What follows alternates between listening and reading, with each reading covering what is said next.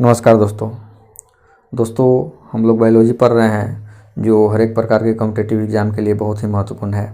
तो इसमें हम लोगों ने जीवों के वर्गीकरण देख लिया था जो कैरोलस लिनियस ने 5 वर्गों में बांटा था: मोनेरा, प्रोटिस्टा, कवक, पादप और जंतु। तो इन सबको हम बारी बारी से पढ़ेंगे। सबसे पहले हमने लिखा है मोनेरा। तो ये मोनेरा क्या होता है इसके बारे में हम पहले जानते हैं कि मोनेरा जो होता है ना, ये संसार का सबसे सूक्ष्मतम एवं सरलतम जीवों का वर्ग होता है। ठीक है, यानी पूरे संसार में इससे छोटा कोई जंतु का वर्ग नहीं है। ठीक है, तो चलिए हम इसको लिख लेते हैं कि मोनेरा क्या है। यह संसार का सबसे सूक्ष्मतम एवं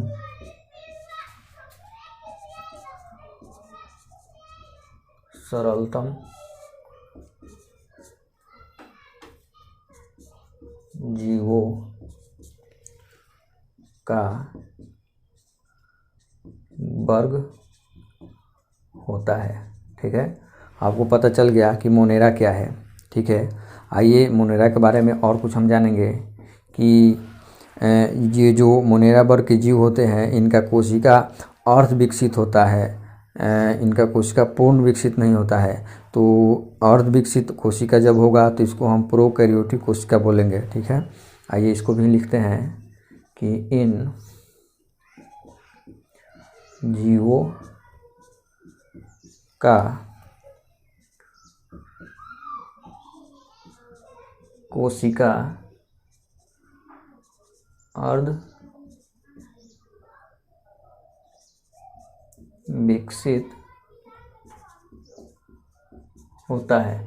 ठीक है, इनका कोशिका कैसा होता है तो अर्ध विकसित होता है,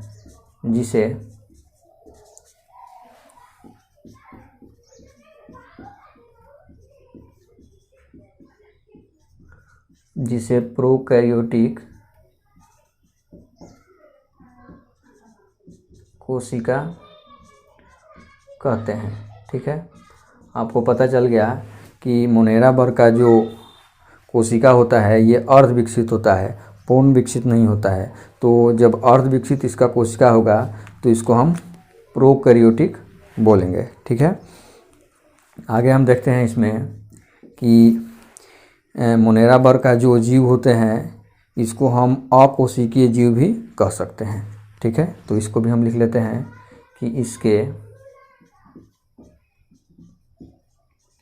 जीव को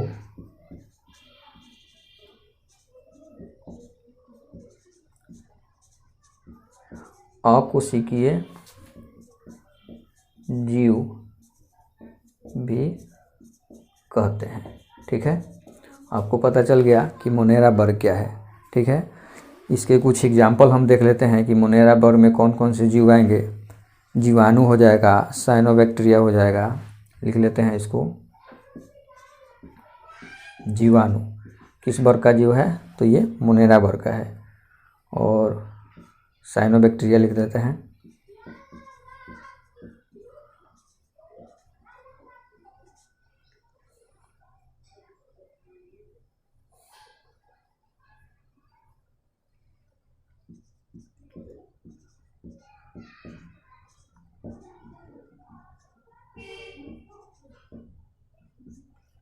साइनोबैक्टीरिया। ठीक है, आपको ये पता चल गया। अब हम इससे संबंधित कुछ नोट में याद करने योग्य बातें लिखेंगे कि मोनेरा कहाँ कहाँ रह सकता है। नोट में आप लोग लिख लिए। देखिए, मोनेरा वर्ग का जो जीव है ना, ये हवा में, पानी में, रेगिस्तान में, यानी सभी जगह रह सकता है। जैसा जगह पर रहेगा वैसा ये व्यवहार करेगा। ठीक है, तो इसको भी हम लिख लेते हैं।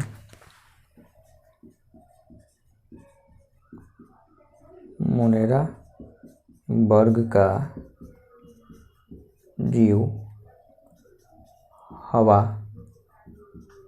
पानी, रेगिस्तान, हवा, पानी, रेगिस्तान आदि सभी जगहों पर रह सकता है। ठीक है, मुनेरा वर्ग का जीव कहाँ कहाँ रह सकता है? तो हवा में, पानी में, रेगिस्तान में या इत्यादि हर एक प्रकार जगह रह सकता है। ठीक है, अब हम देखते हैं कि जीवाणु जो होता है ये अपना श्वसन कैसे करता है। इसको हम लिख लेंगे कि जीवाणु अपना श्वसन प्लाज्मा झिल्ली के द्वारा करता है। ठीक है, ये प्लाज्मा झिल्ली क्या होता है इसको हम आगे पढ़ेंगे कोशिका में। ठीक है, आप लोगों को मैं बताऊंगा। आगे हम देख लेते हैं कि मुनेरा वर्ग का ये जीव एक कोशिकीय होता है। ये तो आप लोगों को पता चल गया होगा, सॉरी ये नहीं पता चल होगा, ये तो आपको पता चला है कि मुनेरा वर्ग का जीव होता है जो अर्ध विकसित होता है लेकिन एक कोशिका होता है। इसको यहीं लिख लेते हैं कि ये एक कोशिका का होता है। ठीक है, एक कोशिका का होता है। चलिए आगे हम देखेंगे।